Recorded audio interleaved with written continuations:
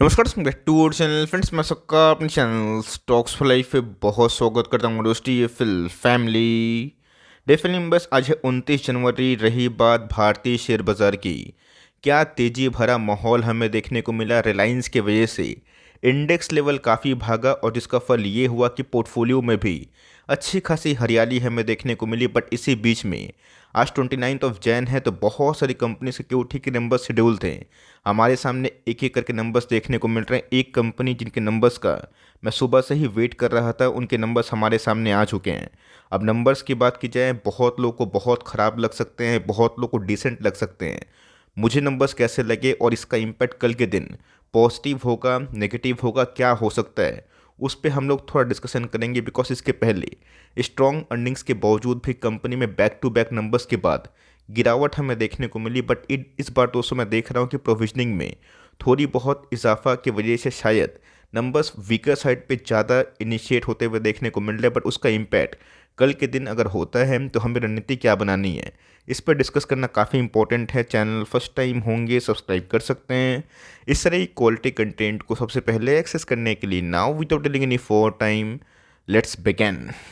तो हम लोग बात करने वाले हैं देश की सबसे बड़ी एनबीएफसी बजाज फाइनेंस के बारे में, जिनके Q3 के नंबर्स हमारे सामने आ चुके हैं। अब इनके नंबर्स क्यों स्पेशल हो जाते हैं, बिकॉज आप सबको अच्छे से पता है कि पिछले 2 साल से इसने टॉप टू टॉप उतनी रैली नहीं करी है और मार्केट में एस्टीमेट जाने बगैर कंक्लूजन पाना ठीक नहीं है। मैं नंबर्स दिखाऊंगा, एस्टीमेट ही बताऊंगा।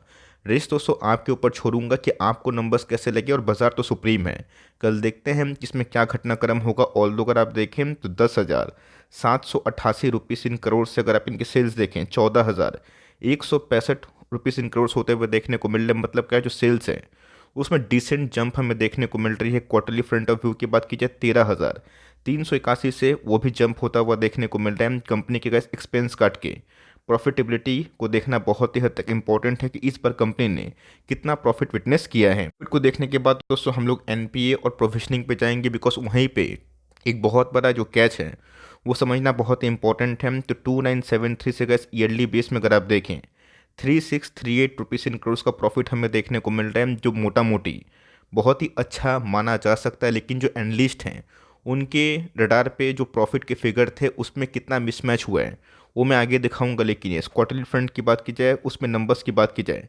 फ्लैट से थोड़े ऊपर हमें देखने को मिल रहे हैं। तो मोटा मोटी का ईयरली पॉइंट ऑफ व्यू में कंपनी की ईपीएस की बात की जाए 49.20 से 59 के आसपास बढ़ता हुआ देखने को मिल रहा है, जो बहुत ही अच्छी बात है।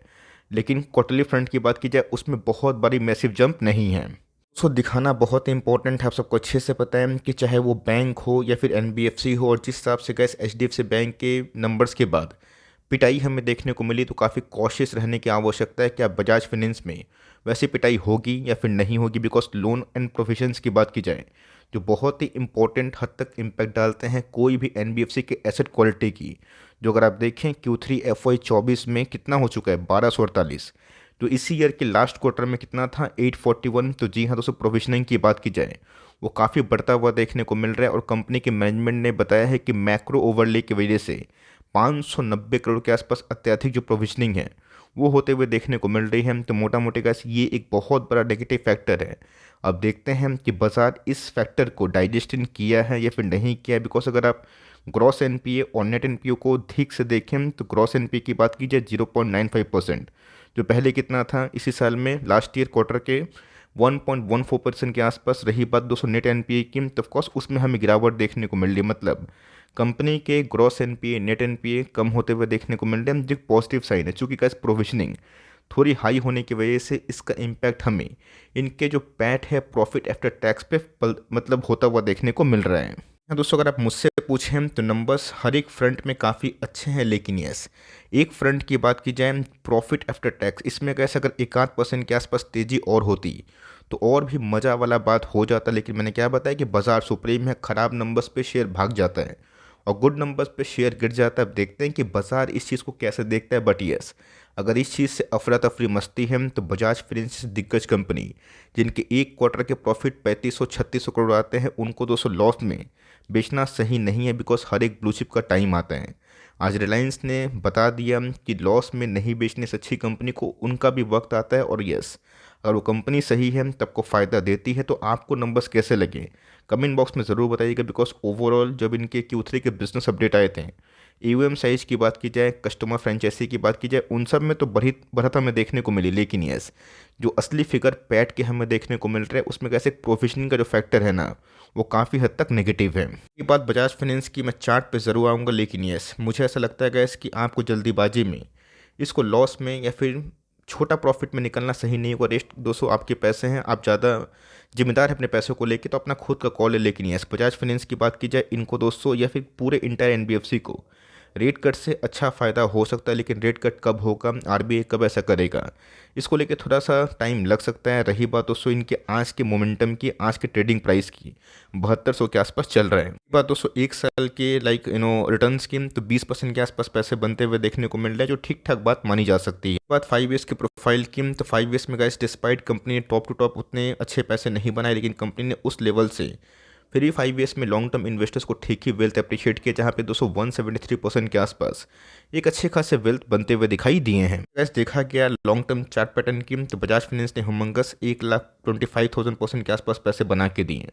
अब देखना काफ़ी इंटरेस्टिंग होगा कि बजाज फाइनेंस को बाजार कैसा भाव देता है। मैं इधर पे गैस कॉशियस इसलिए बोल रहा हूँ बिकॉज आप सबको अच्छे से पता है कि HDFC बैंक ने बस एक ही चीज़, नेट इंटरेस्ट मार्जिन की बात की जाए, उनको डिसअपॉइंट किया था, जिसमें FIS को बेचने का मौका मिला।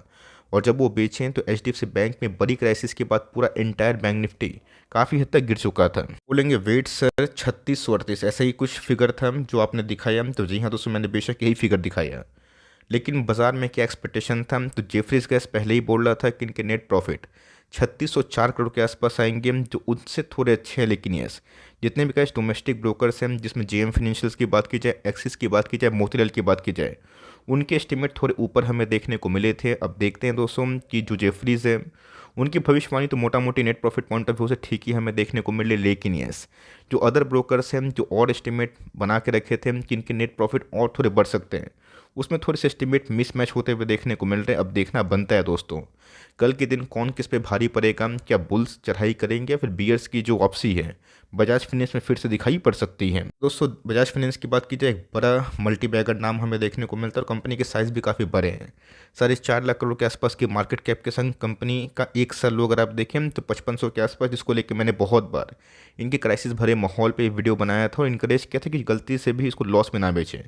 कंपनी ने कहा 8,000 के ऊपर क्लोजिंग दी थी, पर उसके बाद फिर से हमें 1000 पॉइंट के आसपास डिस्काउंट अवेलेबल होता हुआ देखने को मिल रहा है। स्टॉक की प्राइस शूटिंग की बात की जाए 33, जो पहले से काफ़ी कूल डाउन होता हुआ देखने को मिल रहा है। कंपनी के ROE की बात की जाए, SN NBFC ये बहुत ही अच्छे हमें दिखाई पड़ते हैं। होल्डिंग पैटर्न की बात की जाए तो जी हाँ दोस्तों, पिछले कुछ समय से जो नंबर्स ऑफ रिटेल इन्वेस्टर्स है, उनकी होल्डिंग थोड़ी बहुत कम हुई। ऑल दो अपने होल्डिंग को प्रोमोटर्स ने थोड़ा सा ऑफ रोड किया है, जहाँ पे FIS ने अपने होल्डिंग को चंक्स में बढ़ाया है।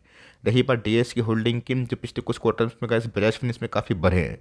पब्लिक होल्डिंग की बात की जाए तो जी हाँ दोस्तों, ये हर एक क्वार्टर में थोड़े बहुत गिरते हुए दिखाई दे रहे हैं। दोस्तों देखना बनता है कि बजाज फाइनेंस में ऑलरेडी जो नंबर्स के पहले थोड़ी बहुत गिरावट बनी थी, 7800 से स्टॉक गिर के 7200 के आसपास ट्रेड कर रहा है। और 200 का इंपॉर्टेंट जो मूविंग एवरेज लाइन है ना, इसके नीचे ही कंपनी फिलहाल चल रही है। लेकिन यस, अगर तो सी कंपनी इस लेवल को तोड़ती है तो ट्रेंड चेंज होगा।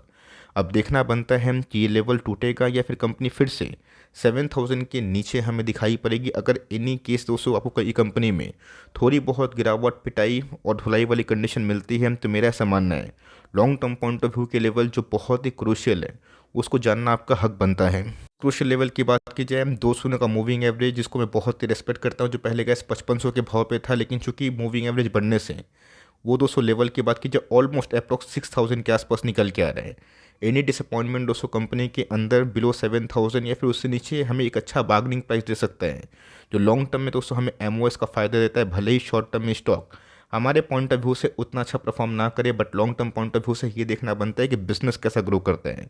बिजनेस तो गैस बहुत ही अच्छा ग्रो कर रहा है, बट चूंकि प्रोविजनिंग थोड़ी हाई होने की वजह से जो प्रॉफिटेबिलिटी के फिगर और अच्छे हो सकते थे, उसमें थोड़ी बहुत जो नर्वसनेस है, जो बहुत लोग को फील शायद हो रहा होगा, जो आप भी फील कर सकते हैं। कमेंट बॉक्स में बताइएगा कि आपको नंबर्स कैसे लगे और आपका फीलिंग कैसा है, उसी हिसाब से देखते हैं। रेस्ट दोस्तों बाजार पे छोड़ते हैं, बट लॉस में ऐसी कंपनी को पैनिक में बेचना या फिर कुछ भी छोटा मोटा अफवाह से डरना, वो चीज़ सही नहीं है। कंपनी ने इस बार मोटा मोटे अगर आप देखें तो इनलाइन से नंबर्स किए पेश किए, लेकिन ये जो सुपर हिट नंबर्स होते हैं वो मैं नहीं बोलूँगा। अगर ये फिगर सही में और अच्छे होते हैं तो ऑफकोर्स बजाज फाइनेंस में एक और स्ट्रॉन्ग रैली की संभावना होती है। रेस्ट दोस्तों देखते हैं कि कल के दिन बाजार इसको कैसा ट्रीटमेंट करता है। आपका क्या व्यू है कमेंट बॉक्स में ज़रूर बताइएगा, और वीडियो अच्छी लगी तो प्लीज़ लाइक ज़रूर करिएगा, और चैनल फर्स्ट टाइम होंगे सब्सक्राइब करके बेल आइकन को प्रेस करना भी ना भूलिएगा। दोस्तों मिलते हैं जल्दी ही, तब तक के लिए bye. Thanks for watching friends, God bless you all.